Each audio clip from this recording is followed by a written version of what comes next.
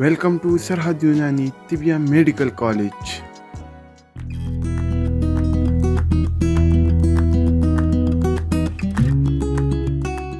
السلام علیکم عزیز ساتھیوں، میں آپ کی خدمت میں حاضر ہوں FTJ یعنی فاضل الطب والجراحت کے 4 سالہ کورس کے ویڈیو لیکچرز کے ساتھ۔ یہ video lectures national council for طب حکومت پاکستان کے منظور شدہ نصاب کے مطابق تیار کیے گئے ہیں۔ ہم علم الادویہ یعنی ہربل میڈیسنز کے بارے میں سیکھ رہے ہیں اور یہ ہمارا 18واں لیکچر ہے۔ ہم اپنے آج کے لیکچر میں کاسر ریاح یعنی ریاح کا خاتمہ کرنے والی دواؤں کے بارے میں سیکھیں گے۔ قابض یعنی دست کے و اسہال وغیرہ کے امراض کا خاتمہ کرنے والی دواؤں کے بارے میں سیکھیں گے۔ پیچس، سنگرینی یا اسہال اور دست وغیرہ جیسے امراض کا خاتمہ کرنے والی دواؤں کے بارے میں سیکھیں گے جنہیں قابض الامعاء دوائیں کہا جاتا ہے۔ پیٹ کے کیڑے ختم کرنے والی دواؤں کے بارے میں سیکھیں گے جنہیں قاتل دیدان دوائیں کہا جاتا ہے۔ اس کے علاوہ قاشر یعنی خراب جلد کو ختم کرنے والی دواؤں کے بارے میں سیکھیں گے، اور اسی طرح سے کابی یعنی جسم پر داغ دینے والی دواؤں کے بارے میں سیکھیں گے۔ تو آگے بڑھنے سے پہلے میرے YouTube چینل کو لائک کریں، سبسکرائب کریں اور بیل آئیکن کو کلک کریں تاکہ نئی آنے والی ویڈیوز کے تمام نوٹیفیکیشنز بر وقت آپ تک پہنچتے رہیں۔ تو چلیے بڑھتے ہیں اپنے آج کے لیکچر کی جانب اور سیکھنے کی کوشش کرتے ہیں کہ کاسر ریاح یا ریاح کو توڑنے والی دوائیں یا کارمینیٹو میڈیسنز کون سی ہوتی ہیں۔ یہ ایسی دوائیں ہوتی ہیں جو معدہ اور آنتوں کے ہضمہ کے فعل کو تیز کر کے غلیظ مادوں اور ریاح کو تحلیل کر کے رقیق یعنی پتلا کر دیں اور جسم سے خارج کر دیں۔ کاسر ریاح دوائیں یعنی گیس کو ختم کرنے والی دوائیں۔ کاسر کے معنی توڑنے کے ہیں، جبکہ ریاح معدہ میں پیدا ہونے والی گیس کو کہا جاتا ہے۔ کاسر ریاح یعنی معدہ میں بننے والی گیس کو ختم کرنے والی دواؤں کو کاسر ریاح دوائیں کہا جاتا ہے۔ یہ دوائیں اپنی حرارت و خشکی کی وجہ سے معدہ کی فاسد رطوبات کو تحلیل اور خشک کر دیتی ہیں، جو گیس پیدا کرنے کا باعث بنتی ہیں اور جسم سے گیس کو خارج کر کے معدہ کے امراض کو درست کر دیتی ہیں۔ ان کی مثال میں زنجبیل، پودینہ، اجوائن دیسی، بادیاں یا جسے سونف کہتے ہیں، لونگ، فلفل سیاہ یا کالی مرچ، فلفل احمر یعنی سرخ مرچ، تیز پات، جاوتری یا بسباسا، جائفل یا جسے جوزبوا بھی کہا جاتا ہے، اور کلونجی۔ اس کے علاوہ پپیتا، نمک سیاہ، زیرہ سیاہ، برق سداب وغیرہ بھی کاسر ریاح دواؤں میں شامل ہیں۔ اس کے علاوہ بھی بے شمار ایسی ادویات ہیں جو کاسر ریاح یعنی معدہ کی گیس کا خاتمہ کرنے والی دوائیں ہوتی ہیں، اور ان کا ذکر ہمیں مفردات میں ملتا ہے۔ ہماری جو معدہ کی ادویات ہوتی ہیں ان میں یہ تمام ادویات جن کا ذکر ہم یہاں پہ کر رہے ہیں، اور اس کے علاوہ بھی بہت ساری ادویات ہیں جن کو استعمال کیا جاتا ہے۔ یعنی کاسر ریاح دوائیں ایسی دوائیں ہوں گی جو معدہ میں بننے والی فاسد رطوبات کا خاتمہ کریں، ایسی فاسد رطوبات جو فاسد ریاح کا باعث بنتی ہیں، غلیظ ریاح پیدا کرنے کا باعث بنتی ہیں، جس سے پیٹ پھول جاتا ہے، پیٹ میں درد رہتا ہے اور بے چینی کی کیفیت ہوتی ہے۔ تو اس طرح کی تمام علامات جو معدہ میں گیس بننے سے، ریاح کی زیادتی سے پیدا ہوتی ہیں، ان تمام امراض کا خاتمہ کرنے کے لیے یہ کاسر ریاح دوائیں استعمال کی جاتی ہیں۔ یہ جتنی بھی دوائیں آپ کو یہاں تصاویر سے دکھائی گئی ہیں، یہ ہماری روزمرہ کے مسالہ جات میں اور کھانوں میں استعمال ہونے والی دوائیں ہیں۔ ہمارے قدیم حکماء نے بڑی سمجھ بوجھ کے ساتھ ان تمام دواؤں کو ہمارے روزمرہ کی غذا کا حصہ بنایا تاکہ معدہ کے امراض میں ان مسالہ جات کے استعمال سے ان امراض کا ازالہ کیا جا سکے۔ یعنی یہ سونٹھ یا زنجبیل جسے ادرک کہا جاتا ہے، وہی خشک جب ہو جاتی ہے تو اسے سونٹھ کہا جاتا ہے۔ یہ دیکھ لیں، یہ خشک ادرک ہے جسے سونڈ یا زنجبیل کہا جاتا ہے۔ اس کے علاوہ یہ پودینہ ہے، یہ اجوائن دیسی، یہ سونف، یہ لونگ، یہ فلفل سیاہ، یہ فلفل احمر یعنی سرخ مرچ، یہ تیز پات، یہ جاوتری یا بسباسا، اور یہ جائفل یا جوزبوا، اور یہ کلونجی۔ یہ تمام چیزیں ہمارے روزمرہ کے مسالہ جات میں استعمال ہونے والی چیزیں ہیں۔ ان میں سے بہت ساری چیزوں کو جو شاندہ کے طور پر بھی استعمال کیا جاتا ہے، ان کے قہوہ جات بنا کر بھی استعمال کیا جاتا ہے، اور کچھ چیزیں ان میں چٹنی بنا کر بھی کھانے کے طور پر استعمال کی جاتی ہیں۔ جس صورت میں بھی یہ استعمال کی جائیں، یہ کاسر ریاح دوائیں ہیں، معدہ کی گیس کو ختم کرتی ہیں، معدہ کا جو بھاری پن ہوتا ہے اس کو ختم کرتی ہیں۔ اس کے علاوہ یہ بھوک بھی بڑھاتی ہیں اور معدہ کے جملہ امراض میں مفید ثابت ہوتی ہیں۔ ان میں سے کچھ تیز تاثیر رکھنے والی دوائیں ہیں اور کچھ ہلکی تاثیر رکھنے والی دوائیں ہیں، بطور مسالہ جات ہم روزمرہ ان کو استعمال کر سکتے ہیں، لیکن آپ نے ان کو مفرد صورت میں ان میں سے کچھ مخصوص ادویات کو استعمال کرنا ہو تو اپنے قریبی معالج سے ضرور مشورہ کر لیں۔ تو اب دوسری سلائیڈ میں ہم دیکھتے ہیں کہ قابض یعنی سکیڑنے اور بند کرنے والی دوائیں کون سی ہوتی ہیں۔ ایسی دوائیں جو کسی عضو کے اجزاء یا حصوں کو سمیٹ کر اور انہیں اکٹھا کر کے تنگ کر دیں جس سے وہ عضو سکڑ جائے اور اس کے مجرا کی جمع ہے مجاری یعنی راستے بند ہو جائیں، تنگ ہو جائیں، جس کی وجہ سے وہاں پر مادوں کا نفاذ یا انجذاب کم ہو جائے، رطوبات یا مادوں کا اخراج مشکل ہو جائے، ایسی تمام دواؤں کو قابض دوائیں کہا جاتا ہے۔ کسی عضو کو سکیڑ کر راستوں کو تنگ کر دینے والی اور مادوں کے انجذاب و اخراج کو روکنے والی دواؤں کو قابض دوائیں کہا جاتا ہے۔ ان کی مثال گلنار یعنی گل انار کے پھول، مغز آم کی گٹلی کے اندر سے نکلنے والا مغز، سنگدانہ مرغ، حب العاص، دم الاخوین، مازو، مائی اور ترنج وغیرہ ہیں۔ یہ تمام دوائیں قابض دوائیں ہیں، قابض قوت رکھتی ہیں۔ جب جسم میں سے رطوبات کا بہت زیادہ بہاؤ شروع ہو جائے، جس طرح سے دست شروع ہو جائیں، پیچس کی کیفیت ہو، اسہال کی کیفیت ہو یا قے کی کیفیت ہو، عورتوں میں لیکوریا کی شکایت ہو، مردوں میں جریان منی کی شکایت ہو یا نزلہ پانی کی طرح بہہ رہا ہو، تو ایسی تمام صورتیں جس میں رطوبات کا یا پتلی رطوبات کا بہت زیادہ اخراج ہو رہا ہو، تو ایسی صورت میں ان قابض دواؤں کی ضرورت پڑتی ہے۔ یہ قابض دوائیں ان رطوبات کو خارج کرنے والے راستوں کو سکیڑ دیتی ہیں، انہیں بند کر دیتی ہیں، جس کی وجہ سے ان امراض کا ازالہ ہو جاتا ہے اور امراض رفع ہو جاتے ہیں۔ اور اسی طرح سے یہ دوائیں اندرونی اعضاء کے راستوں کو سکیڑ کر بند کر کے مزید اضافی رطوبات کو وہاں پر جذب ہونے سے بھی روکتی ہیں۔ تو دونوں صورتوں میں یہ جسم کو سکیڑ کر فاسد مادوں کو یا وہ پتلی رطوبات، رقیق رطوبات جو بہت زیادہ جسم سے بہہ رہی ہوں، جسم میں مختلف امراض پیدا کر رہی ہوں، تو ان امراض کے ازالے کے لیے یہ قابض دوائیں استعمال کی جاتی ہیں، کیونکہ ان میں سکیڑنے اور روکنے کی قوت پائی جاتی ہے۔ میں تصویر سے آپ کو اس کو زوم کر کے بڑا کر کے دکھا دیتا ہوں۔ اب تصویر سے تھوڑا واضح نظر آ رہا ہوگا، یہ گلنار، اس کو انار کے پھول، اس میں جنگلی انار بھی ہوتا ہے، اس کے پھولوں کو خشک کر کے بطور دوا استعمال کیا جاتا ہے۔ یہ قابض قوت رکھتی ہے۔ پھر یہ آم کی گٹلی کے اندر سے یہ جو مغز نکلتا ہے، مغز آم اسے کہا جاتا ہے، یہ قابض قوت رکھتا ہے۔ جب پتلے دست یا بہت زیادہ قے کی کیفیت پیدا ہو رہی ہو تو اس کا باریک صفوف بنا کر تھوڑا تھوڑا چٹانے سے ایسی صورت میں افاقہ ہوتا ہے۔ اسی طرح سے یہ سنگدانہ مرغ، یہ حب العاص، یہ دم الاخوین، یہ مازو، مائی کلاں، اسی طرح سے مائی خرد بھی ہوتا ہے، اور ترنج، یہ تمام دوائیں قابض قوت رکھتی ہیں، جسم میں سکیڑ پیدا کرتی ہیں، جسم میں سے پتلی رقیق رطوبات کے اخراج کو روکتی ہیں۔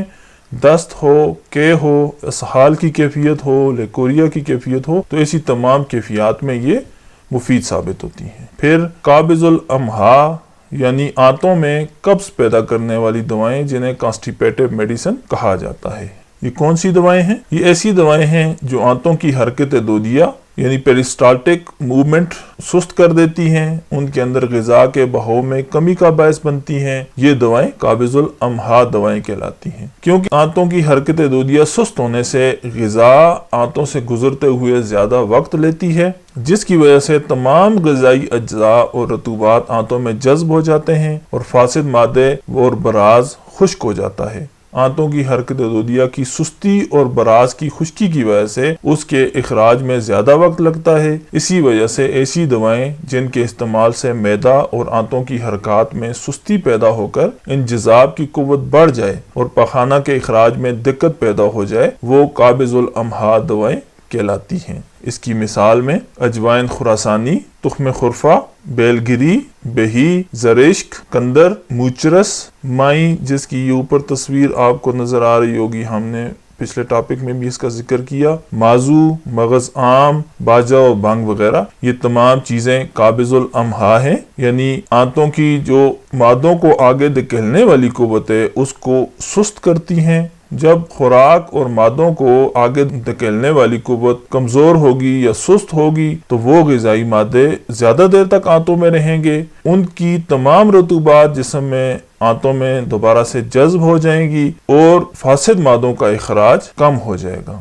یعنی جو براز کو خارج کرنے کی قوت ہے وہ کمزور ہو جائے گی، براز خشک ہو جائے گا اور اس کے اخراج میں زیادہ وقت اور دقت ہوگی۔ قابض الامہا دوائیں بھی ایسی صورت میں استعمال کروائی جاتی ہیں جب آنتوں کا فعل بہت تیز ہو، دست کی کیفیت ہو، اسہال کی کیفیت ہو یا پیچس کی کیفیت ہو یا سنگرینی کا مرض لاحق ہو جائے، IBS کا مرض لاحق ہو جائے، انٹینس باؤل سنڈروم کا مرض ہوتا ہے جس میں بار بار پخانہ آتا ہے، پتلے پخانے آتے ہیں، کوئی مریض کوئی خوراک کوئی لیکوڈ لیتا ہے تو فوراً اس کو پخانہ کی حاجت ہوتی ہے، جسے ہم سنگرینی کا مرض کہتے ہیں، IBS بھی اسے کہا جاتا ہے۔ تو ایسے تمام امراض میں، ایسی تمام صورتحال میں، ایسی تمام کیفیات میں یہ قابض الامہا دوائیں ان امراض کا ازالہ کرتی ہیں، ان امراض کو دور کرتی ہیں اور دست، پیچس، اسہال یا سنگرینی جیسے امراض کا ازالہ ہو جاتا ہے۔ ایسی دواؤں کو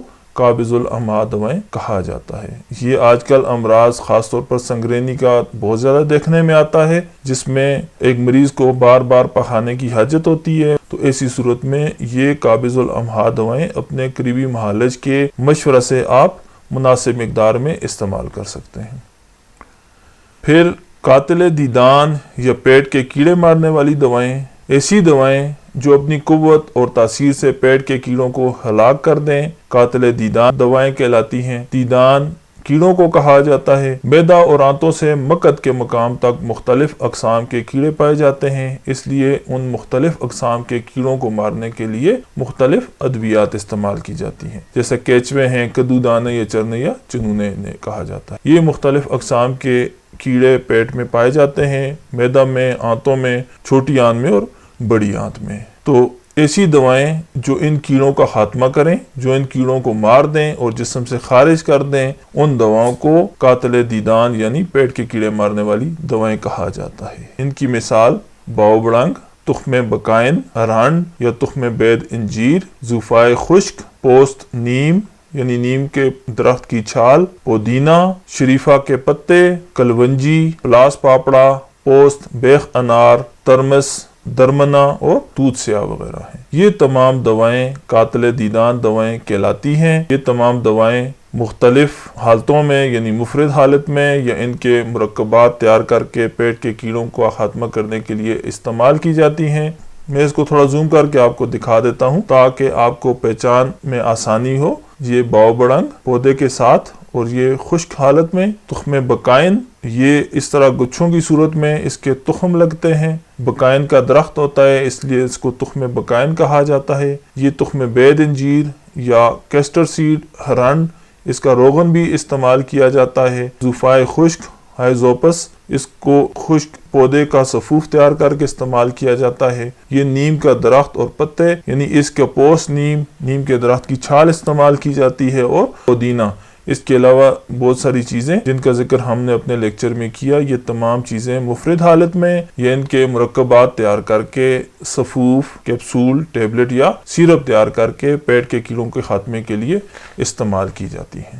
پھر قاشر یعنی چھیلنے یا چھلکا اتارنے والی دوائیں، یہ سامنے ایک تصویر نظر آ رہی ہوگی جس میں جسم کی بیرونی جلد خراب ہو کر اکھڑ رہی ہے، تو قاشر دوائیں ایسی دوائیں ہوتی ہیں جو اپنی قوت جلا سے فاسد جلد یعنی خراب جلد کو الگ کر دیں اور صاف کر دیں، انہیں قاشر دوائیں کہا جاتا ہے۔ بعض اوقات جسم کے کسی حصے پر جلد خراب ہو جاتی ہے یا بیرونی تہ فاسد ہو جاتی ہے، تو ایسی صورت میں یہ قاشر دوائیں استعمال کی جاتی ہیں جو جلد کی خراب تہ کو الگ کر دیں تاکہ نیچے صاف تہ دوبارہ بن سکے۔ ان کی مثال کست تلخ، تل سیاہ، خشخاش، پنیر ڈوڈی، اناب اور ترمس وغیرہ ہیں۔ یہ ایسی دوائیں ہیں قاشر یعنی چھیلنے والی یا چھلکا اتارنے والی ایسی دوائیں ہوتی ہیں جب ہمارے جسم کی بیرونی جلد میں کوئی نقص واقع ہو جائے، کہیں سے وہ جلد خراب ہو جائے، اس کو اتارنا ہو، نئی جلد کی گروتھ کے لیے خراب جلد کو اتارنا ہو، تو ایسی صورت میں قاشر دوائیں یعنی چھلکا اتار دینے والی دوائیں، چھلکا اتار کر جلد کو صاف کر دینے والی دوائیں استعمال کی جاتی ہیں۔ یہ دوائیں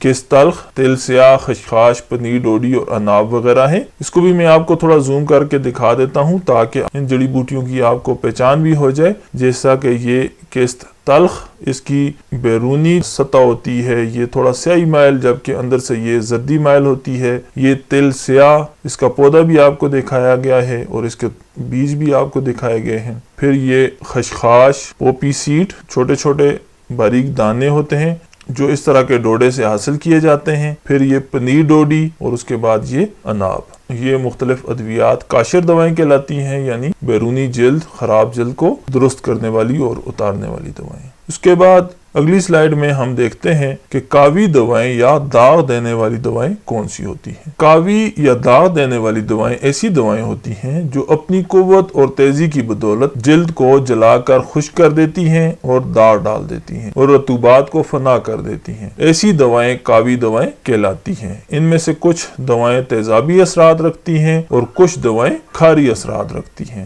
مثال کے طور پر کچھ دوائیں ان میں سے تیزابی اثرات رکھتی ہیں اور کچھ دوائیں ان میں کھاری اثرات رکھتی ہیں۔ جو تیزابی اثرات رکھنے والی دوائیں ہیں ان میں کسیس، سبز، سرکہ اور کچھ دیگر تیزاب ہیں جو تیزابی اثرات رکھتے ہیں، جبکہ جو کھاری اثرات رکھنے والی کاوی دوائیں، داغ دینے والی دوائیں ہوتی ہیں، ان میں کاسٹک سوڈا ہے، انبجا چونا ہے، یعنی ایسا چونا جو اس کو ابھی بجھایا نہ گیا ہو، جس کو پانی میں ابھی نہ ڈالا گیا ہو، اور اسی طرح سے دیگر کچھ کھارے ہیں، کلمی شورا وغیرہ۔ تو یہ ایسی دوائیں ہوتی ہیں، کاوی دوائیں ایسی دوائیں ہوتی ہیں جو جلد پر داغ ڈال دیتی ہیں، رطوبات کو فنا کر دیتی ہیں۔ ایسی دوائیں جو رطوبات کو فنا کر دیں، جلد پر کوئی داغ ڈال دیں، ایسی دواؤں کو کاوی دوائیں کہا جاتا ہے۔ ان دواؤں کی اس وقت ضرورت پڑتی ہے جب جسم میں کوئی فاسد رطوبات کہیں پر رک جائیں تو ان کو وہاں پر جلانا ہو، تو اس صورت میں ان کاوی دواؤں کا استعمال کیا جاتا ہے۔